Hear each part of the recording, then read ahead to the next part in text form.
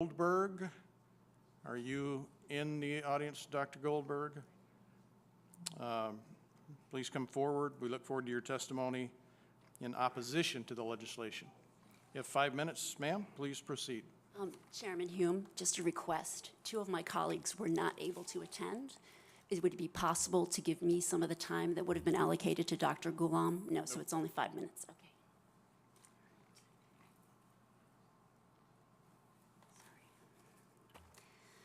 So, Chairman Hume and committee members, thank you very much for the opportunity to speak.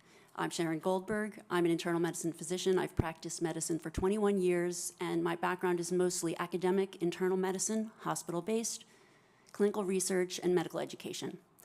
I am going to skip many of the things I wanted to say because I didn't realize it was only 5 minutes. Wireless radiation has biological effects, period. This is no longer a subject for debate when you look at PubMed and the peer-reviewed literature. These effects are seen in all life forms: plants, animals, insects, microbes. In humans, we have clear evidence of cancer now. There is no question. We have evidence of DNA damage, cardiomyopathy, which is the precursor of congestive heart failure, neuropsychiatric effects. So 5G is not a conversation about whether or not these biological effects exist. They clearly do. 5G is a conversation about unsustainable healthcare expenditures.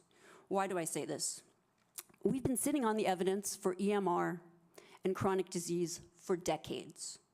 And now we are seeing all these epidemics appearing. So diabetes is the first epidemic. I think most of you know the statistics. They're very scary. 1 in 3 American children will become diabetic in their lifetime, and if they're Hispanic females, the number is 1 in 2. Okay. So what does this have to do with wireless radiation?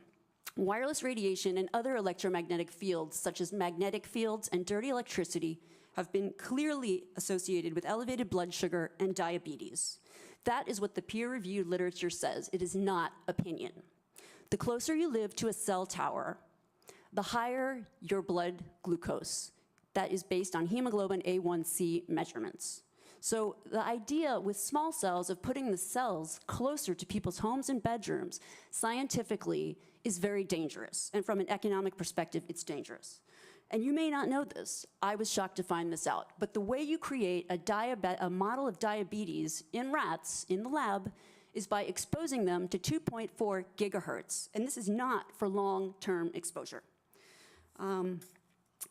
So I don't have time to talk about the costs, but the huge problem with diabetes really is chronic kidney disease.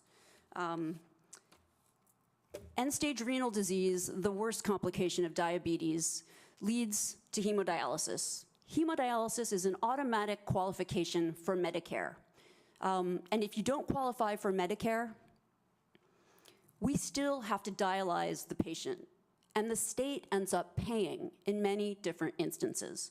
So renal failure is 1% of Medicare, but it takes up 7% of all Medicare expenditures. I don't have time to talk about this anymore, but once again, so the other epidemics that clearly link from the science with electromagnetic radiation are related to mental health. And this is straight from PubMed. This isn't my opinion, this is science. Dr. Okay? Goldberg, for those of us who aren't physicians, what is PubMed? I'm sorry. It's just it's our National Library of Medicine. This is where you would go. This is just the peer-reviewed literature. So we have 3 epidemics that clearly, they're essentially one epidemic. We have deterioration of mental health in the United States. And if you look really at the science, what does it show? And these epidemics are our suicide epidemic, epidemics in violent, shootings, and the opioid epidemic. And I don't have 5 minutes is not the time to talk about this. This is in the peer-reviewed literature. I have a file to submit for the record, but these are facts. These are things that have just been glossed over by the wireless industry, and I really don't have time to talk about them in 5 minutes. I wish I did. But we need to examine our epidemics in the context of our EMF exposures. What does that mean?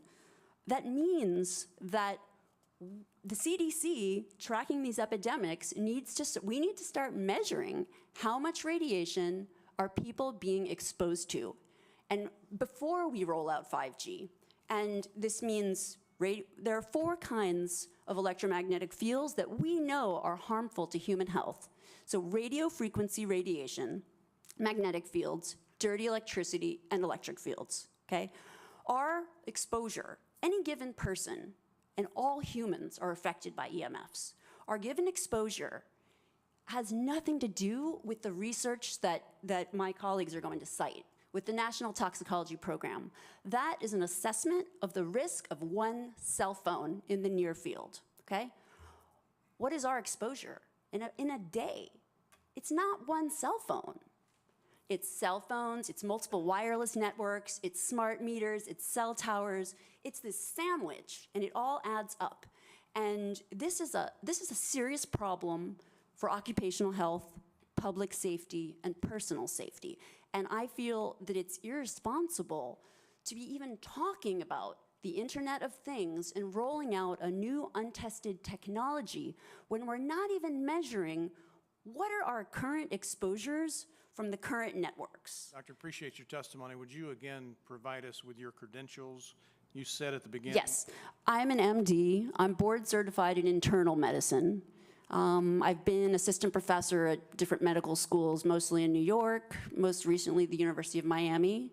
And I got interested in electromagnetic fields after my administrator at the University of Miami gave me a new iPhone.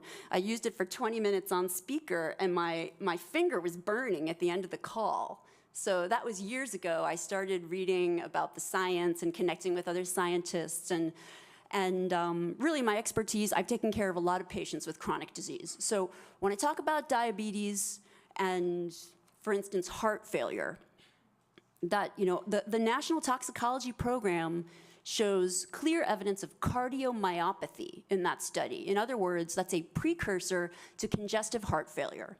And I want to just read one thing, if you'll allow me. This is from the United States Renal Data System, Healthcare Expenditures for Persons with Chronic Kidney Disease. So over half of the 2015 Medicare spending for beneficiaries aged 65 and older was for those who had diagnoses of CKD, diabetes mellitus, or heart failure. All 3 of these conditions, when you look as an independent scientist, not someone who's funded by wireless, all of those 3 conditions are linked. So diabetes and heart failure are linked with EMF exposures. It's very clear. Doctor, what are, you're a trained medical professional? Yes. We don't have one on the panel. What are we to make of the American Cancer Society, for example, telling us there's no evidence of harmful product? Well, at this point, there's a national and international 5G appeal. I don't know how many thousands of people have signed. But the point is that many of these organizations have conflicts of interest. And I can't speak to, I don't know who's on their board, who made these decisions. My testimony comes from, I've been reading this literature for years. And really, I got interested in it because I've spent my career taking care of so many patients who were sick in the hospital that when I found out about the links, I was just shocked. I couldn't believe it. So I've read these articles myself, and the experts who don't work for telecom and who are in their independent research, everyone comes to the same conclusion. This isn't, we're not in a place where we should be debating this anymore. This is exactly what happened with tobacco. It's the exact same thing. And really, right now, the only people protecting, the only people who are able to protect Americans are our legislators, because we don't have any relevant regulatory guidelines to protect human health. The FCC guidelines were developed for short-term exposures, 6 minutes, 30 minutes, depending on it's a phone or an outdoor exposure. And they have absolutely no connection to the biological effects that have been very clearly summarized in the Bio Initiative. That's a huge document generated. All of the summaries are there. And I've got it here for you if anyone wants to read it. I have very concise summaries and abstracts documenting everything that I'm saying. So I know there are plenty of people here that are probably rolling their eyes, but in academic medicine, we have a name for what's happening now with 5G. This is called, and what has happened with wireless communication, this is called, 5G is an untested application of a technology that we know is harmful. We know it from the science. This is, in academics, this is called human subjects research. Human subjects research is very tightly regulated. You can't just roll out some type of a research project on human beings unless, A, you have their informed consent, so they understand the risks and benefits, and B, you have the approval, like someone has actually, examined the literature and said, okay, this research project, we believe that it's safe. There's no evidence in the science to indicate that it would not be safe. We have decades of evidence to show that it is not safe. Thank you, Dr. Goldberg. Thank you. And very briefly, if you can, what do you mean by conflict of interest? I mean that, so I've taught, one of the things that I taught in medical school is evidence-based medicine, so teaching medical students and residents how to critically evaluate the literature, the science. And one of the first things that you teach residents is that you always have to look at the funding. So, and you can read about it. Marcia Engel, the editor of New England Journal, just wrote a great op-ed in the New York Times about researchers who are funded by private industry. The results of their research are much more likely to support whatever it is that is being funded. That's clearly. Representative Garrett has a question. Yes. Good morning, doctor. Just Good a morning. really quick question. What is the normal RMF that individual could be exposed to? And if these small cells are installed, what is the prediction of how much RMF the human body would experience? And then the second question would be, if we know that RMF is a issue, do we limit the amount of exposure that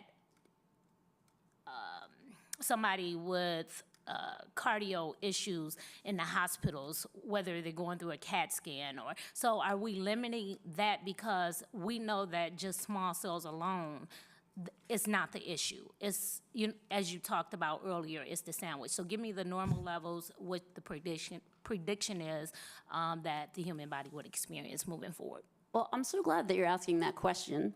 And the answer is that, well, no one's measuring. And that is the problem. That's the problem. Because we have, and the way I think about this is in an occupational health perspective. I think about, because people go to work, and so for instance, your exposure will depend on what you do in a given day.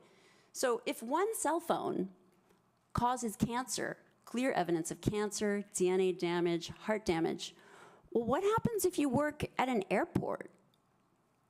What happens if you work in a stadium where there are 100,000 people coming to watch a football game and everyone's using their phone at the same time? And so the problem is that we have a very, very systematic, clear, empiric way to measure these exposures, and it's a discipline called building biology, and we actually have someone here trained in building biology, and I asked him to bring the meters. If anyone after this meeting is interested, I can show anyone exactly how we measure, okay? But that is the problem, that we don't measure, and there are certain situations relevant to public safety where we really do need to be measuring, with firefighters, with airline pilots. Because when you activate microwave radiation inside an enclosed metal space, you get amplification, you have increased power density. So think about it, an airplane, everyone's with their devices, every device is emitting radiation, and the access point is right next to the cockpit usually. So what does this do to pilots? What does this do to firefighters? We already have a submission to the FCC from Susan Foster about firefighters that were unable to function in the line of duty.